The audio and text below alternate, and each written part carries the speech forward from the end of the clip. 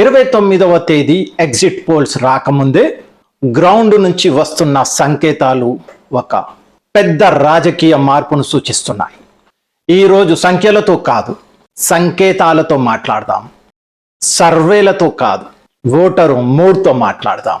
మరి ఒక్కో రాష్ట్రం పరిస్థితి ఏంటో, ఎవరికి గెలుపు అవకాశాలు ఎక్కువో ఇప్పుడు చూద్దాం. రండి.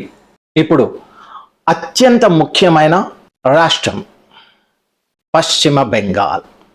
పశ్చిమ బెంగాల్ ఈ ఎన్నికల హృదయం అని చెప్పవచ్చు, హార్ట్.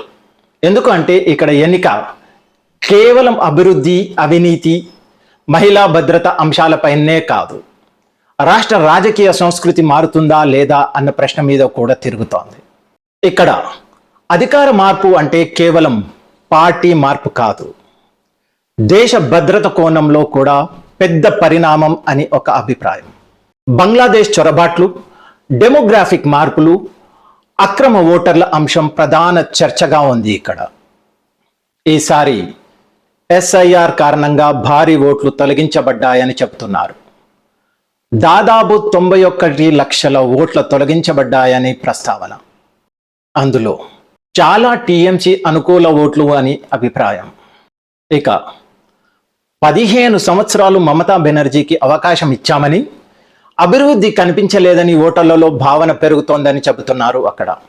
కేంద్ర పథకాల అమలులో అవినీతి ఆరోపణలు, పార్టీ నేతలు జైలులో, ఈవెన్ అభిషేక్ బెనర్జీ పేరు కూడా ఆరోపణల్లో వినిపిస్తోంది.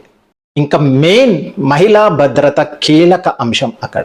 మమతా బెనర్జీకి కోర్ ఓట్ బ్యాంక్ మహిళలే. ఈసారి అదే వర్గంలో చీలిక వస్తోందని అంచనా కూడా వేస్తున్నారు. దేశవ్యాప్తంగా మహిళా ఓటర్లలో మోదీ వైపు మొగ్గు ఎక్కువ. బెంగాల్లో ఇది ఇప్పటి వరకు తక్కువ, కానీ ఈసారి మారొచ్చు. మొదటి దశ సంకేతాలు ఏం చెప్తున్నాయి అంటే, 152 సీట్లలో మొదటి దశలో ఓటింగ్ జరిగింది. బీజేపీకి 110 నుంచి 120 మధ్య సీట్లు వచ్చే సూచనలు ఉన్నాయని కూడా ఒక అంచనా. అలా అయితే రెండో దశ తర్వాత ప్రభుత్వం దాదాపు ఖాయమవుతుందనే విశ్లేషణ. అంటే మమతా ప్రభుత్వానికి ఇక వీడుకోలు. బెంగాల్లో తొలి బీజేపీ ప్రభుత్వ అవకాశాలు బలపడుతున్నాయనే అభిప్రాయం కూడా ఉంది. ఇక మొత్తం అంచనా ఎలా ఉంది అంటే, ఈ అంచనాలను ఎన్నికల ఫలితాల కంటే రాజకీయ ధోరణులతోనే చూడాలి.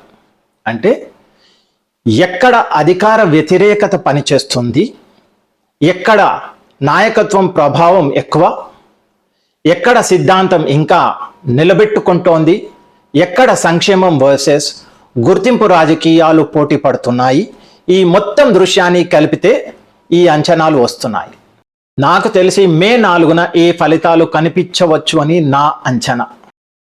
అయితే మిత్రులారా, నా అంచనా ప్రకారం అస్సాంలో బీజేపీ మళ్ళీ ప్రభుత్వం, పశ్చిమ బెంగాల్లో పెద్ద మార్పు సంకేతాలు, తమిళనాడులో ఎన్డీఏ అవకాశాలు బలంగా ఉన్నాయి. ఇక కేరళలో త్రిశంకు పరిస్థితి కనిపిస్తోంది. ఇది తుది ఫలితం కాదు, ఇది గ్రౌండ్ నుంచి వస్తున్న రాజకీయ సంకేతాల విశ్లేషణ. అసలు పరీక్ష మాత్రం మే 4న జరుగుతోంది.